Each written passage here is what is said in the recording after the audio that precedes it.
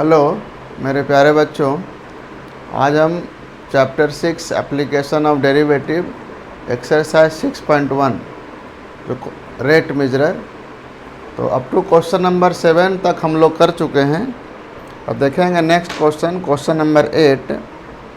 Question number 8 कह रहा है कि अ balloon which always remains spherical on inflation. कह रहा है कि एक बैलून है, always remains spherical on inflation, is being inflated by pumping in 900 cubic centimeters of gas per second।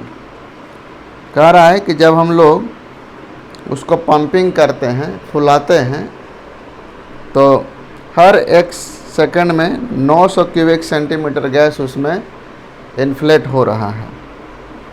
Find the rate at which the radius of balloon increases when the radius is 15। आप देखिए ना, balloon है, उसको जब फुलाते हैं हम लोग तो बैलून का साइज बढ़ता है। वह स्फेरिकल शेप का साइज जब होता है, जब बढ़ता है, तो उसका रेडियस भी इंक्रीज होगा। तो वह हमसे पूछ रहा है कि जैसे गिवन है कि dV/dt वॉल्यूम ऑफ बैलून दिया हुआ है 900 क्यूबिक सेंटीमीटर पर सेकंड, ये दिया हुआ है। फिर हमसे पूछ रहा है रेडियस ऑफ बैलून इंक्रीजेज बोला, यानी dr/dt हमसे पूछ रहा है, और रेडियस दिया हुआ है 15 सेंटीमीटर, ये दिया हुआ है। तो कुछ नहीं है, volume of balloon spherical shape का है तो स्फेयर का फार्मूला लगा देंगे 4/3 πr³। इसको t के रिस्पेक्ट में करेंगे डिफ्रेंशिएट, तो 4/3 पाई है कांस्टेंट, r³ का 3r² dr/dt। This 3 and 3 cancel out, 4 pi r² मतलब 15 × 15 एंड dr/dt हमसे पूछ रहा है, और ये dV/dt दिया हुआ है 900। तो dr/dt कितना हो जाएगा, तो 15 6 जा और 15 4 जा, 4 से 4 कैंसिल, ये हो गया 1/π सेंटीमीटर पर सेकंड। यही मेरा आंसर हो गया। तो हर एक सेकंड में 1/π सेंटीमीटर वो इंक्रीज कर रहा है radius. Question number 9। A balloon which always remains spherical has a variable radius variable है। Find the rate at which its volume is increasing with the radius when the letter is 10 centimetre. Volume is increasing यानी dV/dt हमसे पूछ रहा है। Volume is increasing with the radius, not dt dr, और हमसे r मेरे पास दिया हुआ है 10 सेंटीमीटर। तो ये भी स्फेरिकल शेप का ही है, तो 4/3 πr³। अब हमको इसको r के रिस्पेक्ट में करना है, तो 4/3 पाई कांस्टेंट है और r³ का हो गया 3r²। चूँकि r के रिस्पेक्ट में है तो r का 1 हो जाएगा। तो 4 पाई × 100 ये मिलेगा 400 पाई सेंटीमीटर क्यूब पर सेकंड। यही हमारा आंसर है। क्वेश्चन नंबर 10 में देखेंगे। क्वेश्चन नंबर 10 है कि ladder 5 metre long is leaning against a ball, the bottom of the ladder is pulled along the ground. कह रहा है कि मान लीजिए कि ये दीवार है, ये ग्राउंड है, और ये एक लैडर है, सीढ़ी जिसको कहते हैं। A ladder is 5 metre long, ये 5 मीटर लंबा है लैडर। अब इसको कह रहा है कि the bottom of the ladder, ये जो लैडर का जो बॉटम है, इसको ऐसे हम लोग ग्राउंड के अलोंग ऐसे इसको हम खींच रहे हैं, पुल कर रहे हैं। इस लैडर को यहाँ से हम क्या कर रहे हैं, पुल कर रहे हैं, खींच रहे हैं। जब आप इसको लैडर को इधर खींचिएगा तो ये क्या होगा, ऑटोमेटिकली नीचे की तरफ आएगा। अगर हम लैडर को ऐसे खींचेंगे तो ऑटोमेटिकली क्या होगा, ये जब इधर जाएगा तो ये नीचे की तरफ आएगा। Eight the rate of 2 centimetre पर सेकंड। जब हम इसको खींच रहे हैं तो इसका रेट खींचने का क्या है, अभी हमको पता नहीं है, तो इसको 1 सेंटीमीटर मान लिए, इस हाइट को h सेंटीमीटर मान लिए कि इसका हाइट h सेंटीमीटर है, यहाँ से यहाँ की दूरी x सेंटीमीटर है, और गिवन में है dx/dt, यानी जब इसको खींच रहे हैं तो किस रेट से खींच रहे हैं, तो 2 सेंटीमीटर पर सेकंड के रेट से इसको खींच रहे हैं, यानी हर 1 सेंटीमीटर में, हर 1 सेकंड में 2-2 सेंटीमीटर ये नीचे ये इधर की तरफ हम खींच रहे हैं। तो आपको बताना है कि how fast is its height on the wall decreasing. अब आप देखिए ना, ये हाइट डिक्रीज करेगा, पहले लेटर यहाँ तक खींचें आप इसको तो यहाँ आएगा, यहाँ आएगा, इस तरीके से ये घटते चला जाएगा, यानी ये हाइट डिक्रीज होगा। तो वही आपसे पूछ रहा है कि how fast is its height on the wall decreasing when the foot of the ladder is 4 metre. यानी कहने का मतलब है कि आपको यहाँ से यहाँ का जो डिस्टेंस है वो 4 मीटर है, नॉट सेंटीमीटर लेंगे, इसको मीटर ले लेंगे, 4 मीटर, यानी x मान लीजिए आपका 4 मीटर दिया हुआ है, यानी x भी 4 मीटर दिया हुआ है। अब चूँकि हम पाइथागोरस जब इसमें देखिए, ये दीवार है, ये ग्राउंड है, इसके बीच में 90 डिग्री। अब अगर हम पाइथागोरस थ्योरम लगाते हैं इसमें ABC में, तो आप देखिए कि 3, 4, 5 पाइथागोरियन ट्रिपलेट होता है। तो अगर ये 4 मीटर या 5 मीटर है तो ये ऑटोमेटिकली हो जाएगा 3 मीटर, ठीक है। अब जब इसमें पाइथागोरस हम लगाते हैं x² + h² = 5 का स्क्वायर 25, क्योंकि यहाँ एक ही चीज़ फिक्स है, वो लैडर का लेंथ फिक्स है, क्योंकि वो तो बदल नहीं सकते हम। लेकिन जब इस लैडर को हम खींच रहे हैं तो ये जो डिस्टेंस है दीवार से लैडर का, जो डिस्टेंस होगा वो बढ़ेगा और जो हाइट है वो घटेगा। मतलब x और h हमारा वेरिएबल है, x और h हमारा वेरिएबल है। ये जो कंडीशन है 3 मीटर 4 मीटर, ये इनिशियल कंडीशन है। और हमेशा अब इसमें देखेंगे कि आपको जब पाइथागोरस थ्योरम इसमें यूज करेंगे तो अगर इसको x t के रिस्पेक्ट में डिफरेंशिएट करें 2x और dx/dt plus 2h dh/dt equal to ये हो जाएगा 0। तो जैसे ही अगर 2 कॉमन लेंगे हमको फाइंड आउट क्या करना है, dh/dt। तो 2 कॉमन लेंगे तो आपके पास बचेगा क्या, dx/dt equal to -h dh/dt। तो dh/dt कितना हो जाएगा, -x/h dx/dt।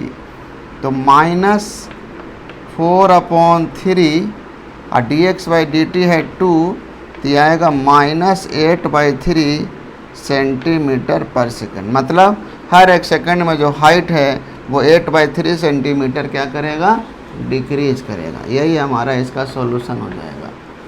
This is question number 10 completed. अब हम आते हैं 11 में। कह रहा है कि particle moves along the curve 6y equal to x² +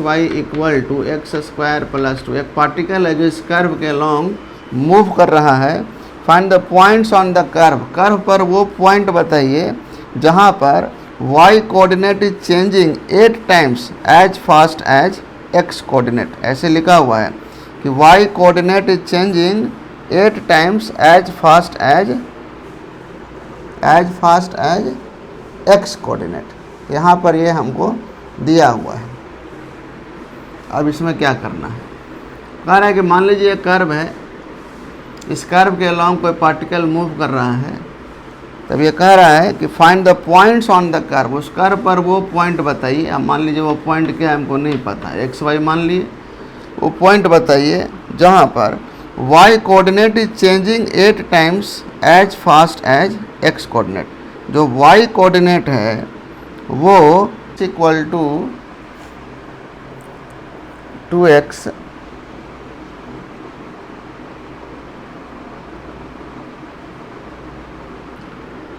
कहाँ मिस्टेक हो रहा है, x³ है ये क्वेश्चन, x³ है। ओहो, this is x³, so this is x²। तो 3 2 जा 6, 8 2 जा 16, here x² equal to 16, so x equal to ±4, x equal to ±4। जब x आया ±4 तो आप यहाँ पुट कर लीजिए, एक बार x4 रख लेंगे। तो this is 6y equal to 64 + 2 then y equal to 66/6, this is 11, and x equal to अगर हम -4 रखते हैं तो this is -64 + 2, that is -62, then y equal to -62/6 means 31/3। तो एक पॉइंट आएगा 4,11 और दूसरा आएगा -4 -31/3, यही आंसर हो जाएगा। तो क्वेश्चन में ही मिस्टेक हो रहा था, x² लिख दिए थे, तो अगर x² होता तो भी वो of an air bubble is increasing at the rate of 0.5 cm/s, यानी dr/dt दिया हुआ है 0.5 cm/s। उसके बाद है at what rate is the volume of the bubble increasing when the radius is 1 cm, यानी dv/dt हमसे पूछ रहा है, रेडियस है 1 cm। बबल देखे होंगे ना, बबल पानी में जो बुलबुला होता है उसी को कह रहा है। तो वह स्फेरिकल शेप का होता है, तो 4/3 πr³। तो dv/dt हमारा क्या हो जाएगा 4/3 π3r² dr/dt। देखिए सब कुछ गिवन है यहाँ पर, 4 πr², 1 का स्क्वायर 1 हो गया, ये हाफ हो गया, 2 2 जा कैंसिल हो गया, दिस इज 2 π cm³/s। यही हमारा आंसर हो जाएगा। ये बहुत आसान है, कुछ नहीं है, वेरी इजी। अब आगे है the balloon which always remains spherical has a variable diameter, diameter दिया हुआ है और ये वेरिएबल है, this is 2x + 1। Find the rate of change of its volume with respect to x बोला है, rate of change of its volume. Balloon है तो बैलून क्या होता है, rate of change of volume with respect to x बोला, ये हमसे पूछ रहा है। अब चूँकि बैलून का शेप स्फेरिकल है तो वॉल्यूम के में जो फार्मूला यूज करेंगे वो 4/3 πr² r³, this is the formula of volume of sphere. चूँकि r है रेडियस और ये दिया है डायमीटर, तो अगर हमको रेडियस लिखना होगा यहाँ से तो क्या लिखेंगे, 3/4 लिखेंगे, 2x + 1। तो यहाँ पर हम लिखेंगे 4/3 πr³ क्या हो जाएगा, ये 3/4 का होल क्यूब और 2x + 1 का होल क्यूब, ये हमारा r³ हो गया। अब इसी को हम x के रिस्पेक्ट में करेंगे डिफरेंशिएट, तो ये हो जाएगा 4, एक 4 कैंसिल और एक 3 कैंसिल, तो ये बचेगा हमारा क्या, 3 का स्क्वायर बचेगा ना, 9/16 पाई हो जाएगा ये, इंटू 3 पहले आ गया, 2x + 1 का होल स्क्वायर इंटू 2 हो जाएगा x की पावर n की तरह।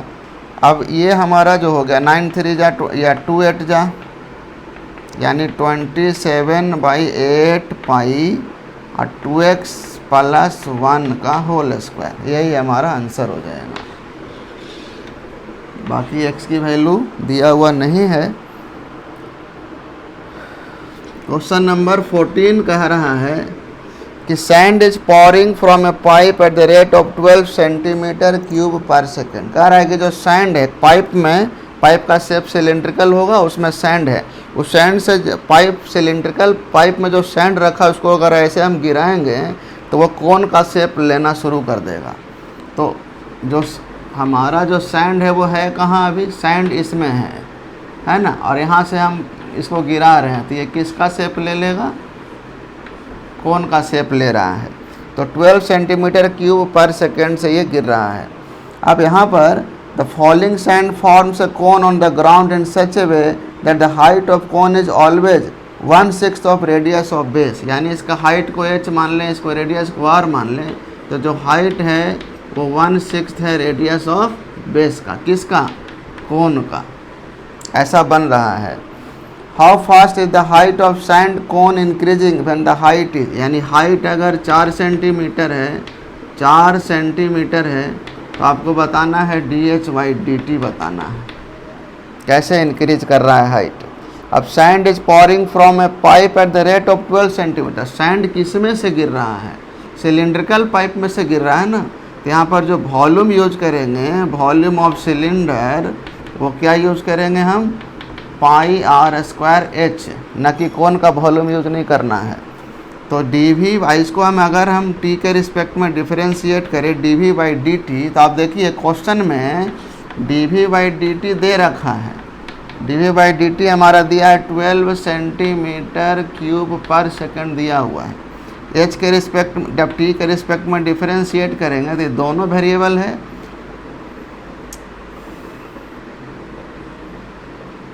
यहाँ पर ये वॉल्यूम ऑफ सिलेंडर दिया हुआ है। अब देखेंगे यहाँ पर एक चीज़ और बहुत इंपॉर्टेंट है, वॉल्यूम ऑफ सिलेंडर गिवन है, ये D V by D T दिया है, लेकिन चूंकि दोनों का वॉल्यूम सेम हुआ, यही सैंड गिर के ना कोन बन रहा है, तो हम फार्मूला यूज करेंगे वॉल्यूम ऑफ कोन का। वॉल्यूम ऑफ कोन और वॉल्यूम ऑफ सिलेंडर दोनों इक्वल होगा, क्योंकि यही सैंड कोन बना रहा है। तो जितना इसमें सैंड है वो पूरा यहाँ आ गया, तो जो वॉल्यूम सैंड का या जो सिलेंडर का वही कोन का, तो वॉल्यूम ऑफ कोन हो जाएगा 1/3 पाई आर स्क्वायर एच। तब फार्मूला जो यूज करेंगे हम कोन वाले पार्ट को मतलब हम लोग डिफरेंशिएट करेंगे, क्योंकि इसका रेडियस और हाइट कांस्टेंट है, लेकिन इसका नहीं, ये डिपेंड कर रहा है कि हम बालू कितना गिरा रहे हैं। तो ये 1/3 पाई तो रह गया constant, r square 2r dr by D T, H रह गया as it is, plus r square, ये हो गया D H by D T. ये दिया हुआ है 12, तो ये हमारा हो गया 1/3 पाई 2r मतलब r दिया है, इसको हम ऐसा करते हैं h की जगह r/6 पुट कर लेते हैं, 2r dr by D T, dr by D T. ऐसा करते हैं, इसको अगर डिफरेंशिएट करेंगे t के रिस्पेक्ट में, तो ये हमको मिलेगा dh by D T equal to 1/6 dr by D T, ये मिलेगा हम लोग को। तो dr बाई डी टी को अगर हम r की जगह 6h रख दें, यहाँ पर r की जगह 6h रख दें, r की जगह 6h, h पहले से है, स्क्वायर हो गया, dr बाई डी टी भी हो गया हमारा 6 dh by D T, plus r square की जगह हो जाएगा 36h स्क्वायर और dh by D T equal to 12। हमको dh बाई डी टी चाहिए, तो ये हो जाएगा 3 12 तिहाई 36 पाई, 36 अपॉन पाई, ये हो जाएगा हमारा 6 6 36 दूनी। अब देखिए ना, यहाँ से 6 दूनी 12, 12 तिहाई 36 और 12 कैंसिल हो गया, 12 3 जा 36 और 12 कैंसिल हो गया, तो बचा क्या 1/3 पाई, यहाँ पर बच गया 6h square dh by D T plus 3h square dh by D T equal to 1। अब देखिए 3 2 जा 6 और 3 पूरा कैंसिल हो गया, तो 2h स्क्वायर और 1h स्क्वायर, ये बन गया total 3h square dh by D T equal to, ये हो जाएगा 1/पाई 2h square dh by D T plus h square dh by 3h square dh by D T. तो dh बाई डी टी जो मिलेगा वो मिलेगा 1/पाई 3h स्क्वायर, और चूँकि h हमारा 4 दिया हुआ है, तो 4 4 जा 16, 16 3 जा, यानी ये 48 पाई सेंटीमीटर पर सेकंड हमारा आंसर हो जाएगा। यही हमारा इसका सॉल्यूशन है। थोड़ा सा दिमाग लगाना पड़ेगा उसमें।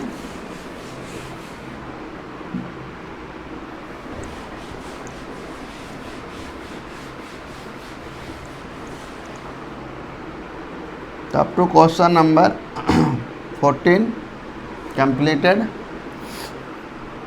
Next question number 15, the total cost C of x। अब कुछ नहीं है, बहुत आसान सा क्वेश्चन है ये, सिर्फ डिफरेंशिएट करना है। 0.007 x cube minus 0.003 x square plus 15x plus 4000।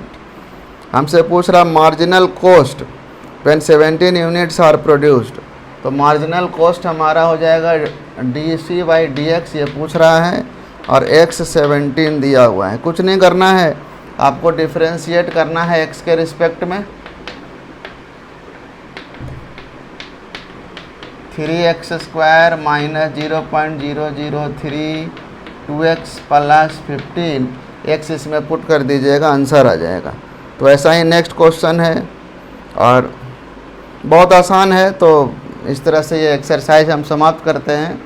बहुत आसान है, जो इम्पोर्टेंट क्वेश्चन था वो अप टू 14 तक ही था जो आपको समझना था। इस क्वेश्चन को एक बार फिर से देखना है, बहुत अच्छा सवाल है। तो एक सिलेंडर है, उसमें सैंड है, उस सैंड में जो सिलेंडर में जो सैंड है उसको हम लोग ऐसे गिरा रहे हैं तो कोन का शेप ले रहा है। अब ये कोन जो डिपेंड करेगा किस कोन का हाइट और रेडियस क्या होना चाहिए उस सैंड पर डिपेंड करेगा। आप जितना बालू गिराएंगे उतना ही शेप लेगा, और गिराएंगे और शेप लेगा। इस तरह से हमारा रेडियस बढ़ेगा, हाइट भी बढ़ेगा। तो इसलिए ये हमारा वेरिएबल है। तो जब भी डिफ्रेंशिएट करेंगे तो इस पार्ट को डिफ्रेंशिएट करेंगे। चूँकि यही वाला सैंड मिल करके ये कोन बना रहा है तो इसका और इसका वॉल्यूम सेम होगा। तो जो वॉल्यूम ऑफ सिलेंडर दिया हुआ है लेकिन हमारा कोन का भी वॉल्यूम सेम होगा, इसलिए हम यहाँ पर दोनों को इक्वल किए हैं। ये दोनों इक्वल होगा, वॉल्यूम ऑफ कोन और वॉल्यूम ऑफ सिलेंडर दोनों बराबर होगा। तो वॉल्यूम ऑफ कोन वाले पार्ट को डिफरेंशिएट करेंगे क्योंकि इसका और इसका रेडियस और हाइट वेरिएबल है, न कि इसका, ये फिक्स है। इसलिए इसके वाले फार्मूला को हम डिफरेंशिएट करेंगे। अब जब इसको t के रिस्पेक्ट में आप डिफरेंशिएट करेगा ये सब मिलेगा हमको। चूँकि हमको फोकस करना है dh/dt पर, h है हमारे पास 4, तो पूरे इक्वेशन को h और dh/dt में कन्वर्ट कर देंगे। तो यहाँ पर भी जो r है, यहाँ से r आप 6h लिख सकते हैं। तो 6h यहाँ पुट कर दिए, h पहले से, dr/dt यहाँ से आप 6 टाइम्स dh/dt लिख सकते हैं, वो यहाँ पुट कर दिए। r की जगह 6h पुट, ये तो पहले से है ही dh/dt। चूँकि अब इसको आप सोल्व वगैरह करिएगा, बहुत ईजिली सोल्व हो जाएगा और हमारा आंसर फाइनली आ जाएगा। क्योंकि h और dh/dt में इसलिए कन्वर्ट कर रहे हैं क्योंकि h भी दिया है और dh/dt तो फाइंड ही करना है। तो आपको r हटाना है, तो r कैसे हटाइएगा? 6h यहाँ से दिया हुआ है, dr/dt कैसे हटाइएगा? तो 6 dh/dt यहाँ भी हम लोग फाइंड आउट किए हैं, वो सब इसमें पुट कर लेंगे, आंसर आ जाएगा। इस तरह से यह आपका एक्सरसाइज 6.1 समाप्त होता है। सो आज के लिए इतना ही। Thank you very much.